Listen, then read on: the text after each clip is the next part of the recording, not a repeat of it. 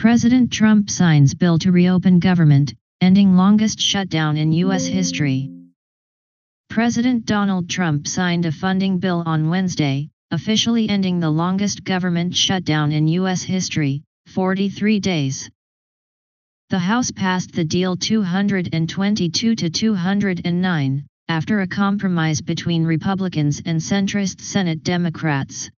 The legislation keeps the government running through January and restores funding to key agencies, while reversing federal layoffs. Millions of Americans will now see paychecks restored and critical services resumed. Trump hailed the deal as a victory over Democrats, calling it a message against extortion and criticizing party extremists. The White House ceremony included top Republican lawmakers after 4 days of intense negotiations. While most Democrats opposed the bill over health care concerns, 6 House Democrats voted in favor. The package also allows a December vote on expiring Obamacare subsidies, though extending them seems unlikely, sparking backlash from Democrats. The bill included a controversial provision allowing senators to sue the Department of Justice over phone records, potentially granting $500,000 in damages per violation. Speaker Mike Johnson promised to revisit this in the House. With the shutdown over, Congress faces a busy few weeks, including debates on Obamacare, farm bills, energy credits, and the high-profile release of Jeffrey Epstein case files. Has the cash-strapped American worker fallen out of love with slop? Fast casual restaurant chains are feeling the pinch as younger Americans tighten their budgets.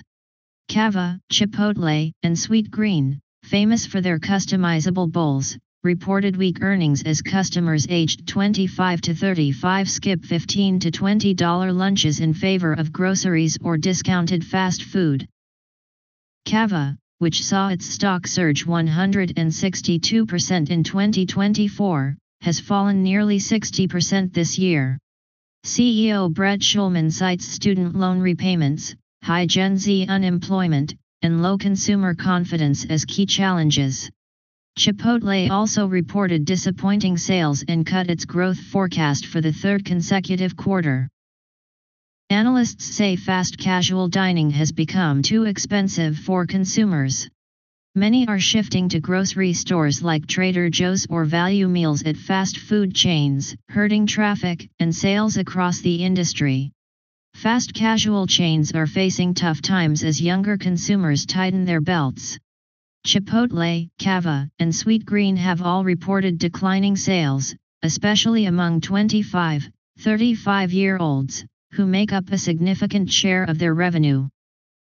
Chipotle CEO Scott Boatwright said these customers aren't switching to competitors, they're simply eating at home. While Chipotle remains 20 to 30% cheaper than other fast casual brands, the sector is perceived as too expensive, affecting traffic and sales. Sweetgreen is struggling the most. After a stock surge of nearly 200% in 2024, shares have fallen 83% this year. Same-store sales slid 9.5%, and visits dropped nearly 12%. The chain is now promoting bigger protein portions to attract value-conscious customers. Analysts say despite the downturn, fast casual restaurants remain well-positioned for the future, as demand for fresh, high-quality ingredients at reasonable prices is expected to continue. Things are pretty crappy. 1 in 4 U.S. households are living paycheck to paycheck. Millions of Americans are struggling to make ends meet in an increasingly unaffordable economy. Austin H., 34, dreams of buying a house and starting a family, but he is living paycheck to paycheck, with almost no savings, and his construction job is shutting down. A recent Bank of America report found that 24% of U.S. households spend over 95% of their income on essentials like housing, groceries, gas, and utilities, leaving little for extras or savings. Austin has applied to nearly 1,000 jobs over the past year without success, while supporting his partner and managing student debt.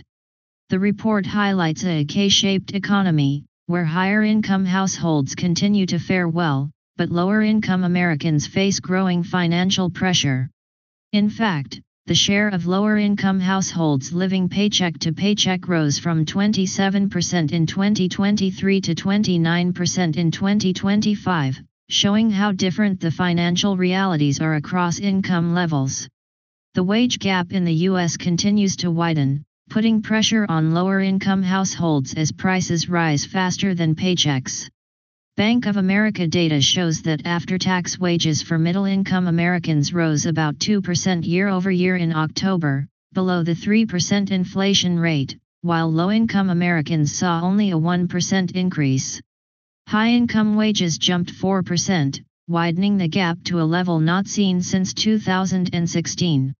Millennials like Austin, who earn full-time wages and hold degrees, are feeling the pinch even more, with low-income millennials seeing just a 1% wage increase compared to 6% for high-income peers.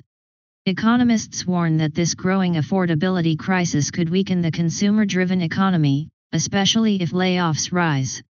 Financial stress is also evident in rising delinquencies. The share of subprime borrowers 60 days late on auto loans hit 6.65% in October, the highest since tracking began in the early 1990s.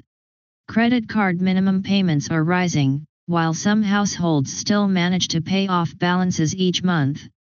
Stories like 65-year-old Vanessa Jones, who works 2 jobs and faces $85,000 in medical debt while caring for her grandchildren, highlight the real-life struggles many Americans face.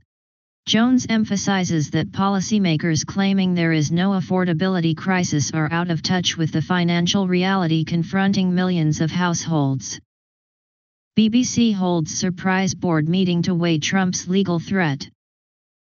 The BBC board held an unexpected meeting on Wednesday as the broadcaster faces a legal threat from former President Donald Trump.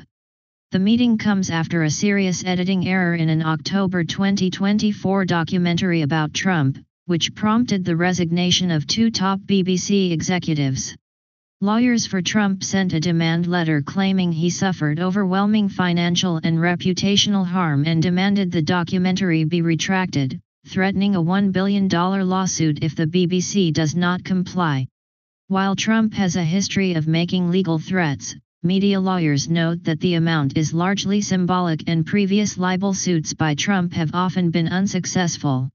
Nevertheless, the letter has sparked intense scrutiny within the BBC over whether to stand firm or negotiate, especially given Trump's recent success in securing concessions from other institutions. The BBC board, which has been criticized for a slow response to the editing controversy, has not issued a statement, saying it is reviewing the letter and will respond in due course.